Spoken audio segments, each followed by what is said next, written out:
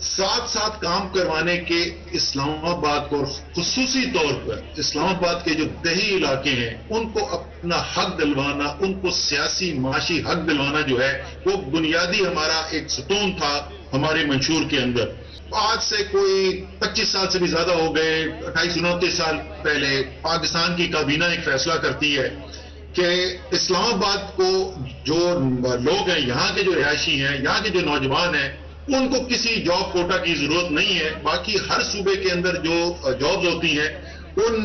نوکریوں کے اندر، ان ملازمتوں کے اندر ان کا 50% اس صوبے کے لوگوں کا حق ہوتا ہے، لیکن اسلام آباد کے اندر اسلام آباد کے شہریوں کو یہ حق نہیں ہوگا۔ اور بڑی ہمیں خوشی ہے، میں نے خرم علی عوان تینوں نے مل کر اس کے اوپر کام کیا، پھر کابینہ سے میں نے منظوری دلائی،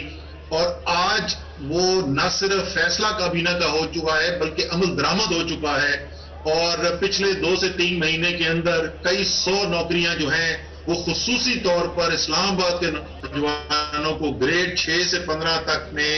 50% کوٹا جو ہے وہ ملنا شروع ہو گیا ہے۔ یہ بہت حق تلفی تھی اسلام آباد کے ساتھ جس کو ختم کیا گیا ہے 28-29 سال کے بعد۔ تو پہلی تو یہ میں آپ کو مبارکباد دینا چاہتا ہوں کہ آپ کو، آپ کے علاقے کے لوگوں کو